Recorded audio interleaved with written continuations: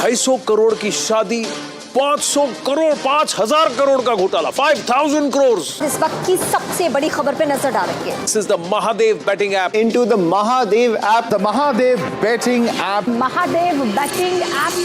दोस्तों, आप में से बहुत सारे लोग इन ऑनलाइन बैटिंग ऐप्स के बारे में तो जानते ही होंगे और आप में से बहुत सारे लोग ने इस पे पैसा लगाया भी होगा और बहुत सारे लोगों ने इस पे पैसा गंवाया भी होगा।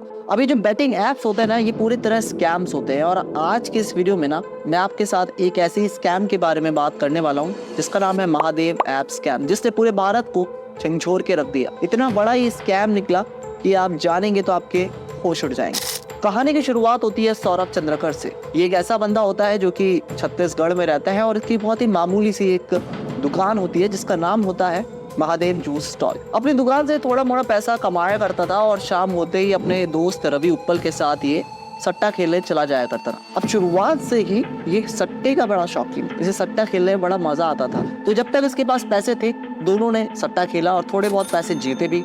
लेकिन जब इन दोनों के पास पैसे खत्म हो गए ना, तो दोनों ने अपने परिवार वालों से, रिश्तेदारों से, दोस्तों से पैसा मांगना चालू करा और ऐसे कर करके इन्होंने 10 से 15 लाख रुपए अपने परिवार वालों से, अपने रिश्तेदारों से मांग लिए। इन्होंने सोचा था कि हम इस 10 से 15 लाख से अच्छा खासा पैसा जनरेट कर लेंगे, लेकिन ऐसा हुआ नहीं। हुआ क्या, इन्होंने सारा का सारा वो 10 से 15 लाख रुपए गवा दिया सट्टे। अब क्योंकि आपके रिश्तेदार, आपके दोस्त यार कुछ टाइम के लिए ही आपको पैसा दे सकते हैं, उसके बाद तो वो ही मांगने के पैसा कि भाई मेरा पैसा वापस करो।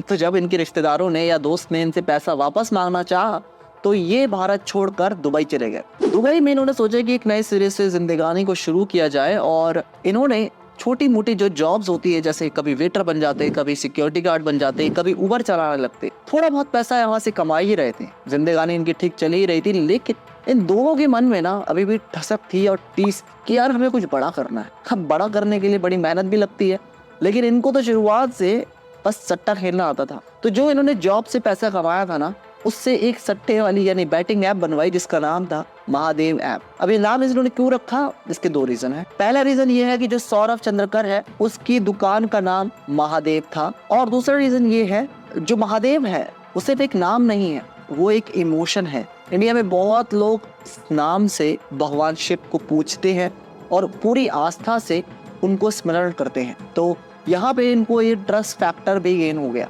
धीरे धीरे इनकी जो ऐप है वो चलनी चालू हुई और शुरुआत में इन्होंने छोटे मोटे जो इन्फ्लुएंसर होते हैं उनसे अपना ऐप का प्रमोशन कराया।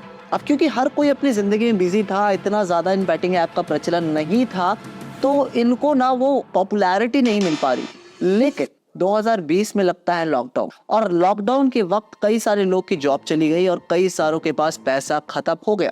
अब हर कोई पैसा कमाने के लिए डेस्परेट था। जहां डेस्परेशन आ जाता है ना दोस्तों, वहां पे ही दिक्कत आती है। यही इनके पास सबसे बढ़िया मौका था अपनी ऐप को प्रमोट कराने का और एग्जैक्टली यही हुआ इनके साथ। जैसे ही इन्होंने अपनी ऐप को प्रमोट कराना चालू करा, इनके पास कस्टमर बढ़ना शुरू हो गया क्योंकि हर किसी को पैसा कमाना था और वो भी शॉर्टकट से कमाना था और बैटिंग से बढ़िया शॉर्टकट लोगों को कहाँ मिलता है। तो यहाँ पे इन्होंने अपना जो प्रमोशन है वो डबल कर दिया। ये इन्फ्लुएंसर्स को एक नंबर दिया करते और कहते इन्फ्लुएंसर को कि भाई आप इसको प्रमोट करो, और जैसे इनके पास कोई कस्टमर उससे इन्फ्लुएंस होकर कॉल करता, सामने से एक बंदा फोन उठाता और वो उनको पूरी तरह से इतना कन्विंस कर देता कि आप अपने जिंदगी में पीछे छूट रहे हो, बाकी सारे लोग पैसा कमा रहे। वो आपको हर एक गेम के बारे में समझाता। इनके ऐप्स में कई सारे गेम्स भी थे जैसे क्रिकेट, टेनिस, पोकर, कार्ड्स, कुछ भी आप किसी भी चीज में आप पैसा लगा सकते हैं और अगर आप जीत गए तो पैसा डबल या तिगना आप करवा सकते हैं। यहाँ पे जो बंदा आपसे बात करता था वो आपको 2 बैंक अकाउंट नंबर देता था, एक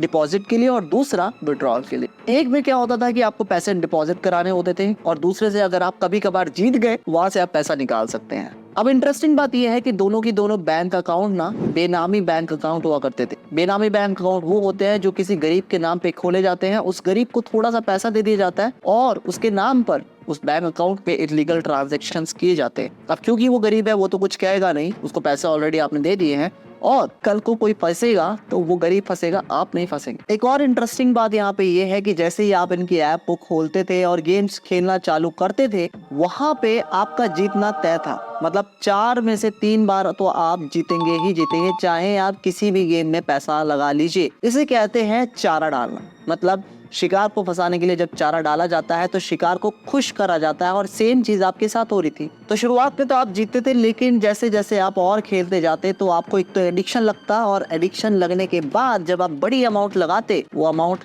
सीधा इनके पास जाता। अब सोचिए आपके जैसे कितने सारे इनके कस्टमर होंगे भारत में, और ये सारा का सारा ट्रांजैक्शन कॉल सेंटर के जरिए इन दोनों के बैंक अकाउंट में जाया करता था। ये कॉल सेंटर अपना 30% कट रखते और हवाला नेटवर्क के जरिए ये जो हारा हुआ पैसा आप लोगों से काटा करते थे वो इनके बैंक अकाउंट में चला जाया करता। अब आप सोच रहे होंगे कि यार ये हवाला नेटवर्क क्या है। देखिए, हवाला नेटवर्क एक ऐसा नेटवर्क है जिसमें आपको कोई भी टैक्स नहीं देना पड़ता, और आप बड़ी अमाउंट में, मतलब करोड़ों में, एक कंट्री से दूसरी कंट्री पैसा आराम से भेज सकते हैं बिना बैंक की नज़र में आए और बिना किसी सरकार के नज़र में आए। तो इसीलिए ये इलीगल ट्रांजैक्शंस में आ जाता है। तो इनका पूरा का पूरा काम ही जब इलीगल था तो ये ट्रांसफ़र भी कैसे लीगली करते। इन्होंने हवाला नेटवर्क का सहारा लिया और इसी तरह से इनका काम बड़े आराम से और बड़े प्यार से चल रहा था। जिंदगी इनकी मस्त चल रही थी, क्योंकि ये घर बैठे बैठे अपने दुबई में काफी ज्यादा करोड़ों पैसा कमा रहे थे। अब यहाँ पे इन्होंने सोचा कि अब हम छोटे मोटे इन्फ्लुएंसर्स को नहीं, बड़े बड़े बॉलीवुड सेलिब्रिटी से अपने आप का प्रमोशन कराएंगे, क्योंकि ये ऑलरेडी करोड़पति बन चुके थे। तो इन्होंने पकड़ा रणवीर कपूर को और श्रद्धा कपूर। इन्होंने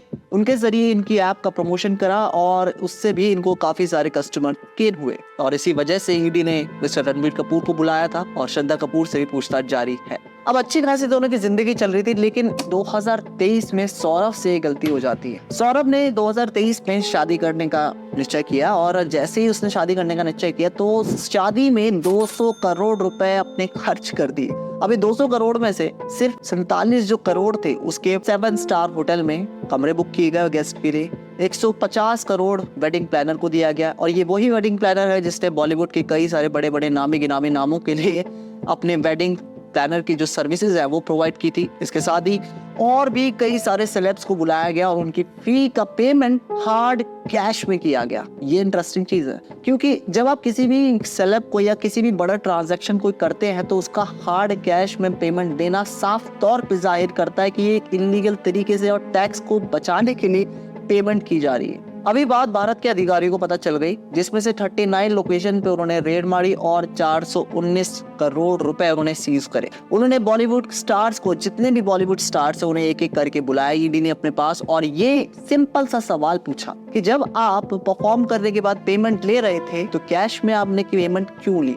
आपने ये क्यों नहीं कहा कि आप हमको कैश में क्यों दे रहे हैं पेमेंट? आपने सामने से क्रॉस क्वेश्चन क्यों नहीं करा, जबकि आपका पेमेंट इतना बड़ी अमाउंट में था? अब इसका जवाब तो कोई स्टार दे नहीं पाया। वो कह रहे हैं कि हमें तो सिर्फ अपनी पेमेंट से मतलब है, चाहे फिर हमें कैश में दे दो या फिर आप हमें ऑनलाइन दो या चेक दो। अब देखो यार, ये जो पूरा का पूरा मामला है, इसका ये भी बताया जा रहा है कि ये कंपनी से भी इसका लिंक हो सकता है और कुछ चाइनीज कंपनी से भी इसका लिंक हो सकता है। अब आने वाले टाइम में सौरभ और रवि उप्पल, इन दोनों के ऊपर रेड नोटिस भी जारी किया जा सकता है बाय इंडियन गवर्नमेंट। इंटरेस्टिंग बात ये है कि इनके साथ भी वही सब सेम चीज हो रही है जो इन्होंने अपने कस्टमर्स के साथ की। पहले अपने कस्टमर्स को खुश कर दिया करते, 2-3 बार जिता के, एंड देन उनको हरवा दिया करते। और सेम चीज इत्तेफाक से इनके साथ भी हो रही है। शुरुआती 2-3 साल से ये काफी अच्छी जिंदगानी जी रहे थे, लेकिन अब इनको सच्चाई के सामने घुटने टेकने पड़ ही गए। तो दोस्तों, ये थी वो पूरी की पूरी कहानी जो मुझे थी सुनानी, अपनी सुनानी। और मेरी सिर्फ एक ही दरखास्त है आपसे कि अगर आपके सामने कोई भी ऐसी बेटिंग ऐप आए तो प्लीज कृपया करके उसमें अपना हार्ड एंड मनी ना लगाया करें। आपका पैसा है, बहुत मेहनत से कमाते हैं आप लोग, और इस तरह की किसी भी फर्जी ऐप में, बहुत सारी आजकल ऐप्स खुल चुकी है, तो इस तरीके की किसी भी ऐप में अपना हार्ड एंड मनी मत लगाया करें। बहुत मेहनत से पैसा कमाया जाता है और इतनी आसानी से ये लोग आपसे खींच लेते हैं, सिर्फ इस उम्मीद में कि आपके वो सपने पूरे हो जाएंगे। अपने सपने पूरे करने हैं ना तो खुद के दम पे करिए, किसी बैटिंग ऐप के जरिए नहीं।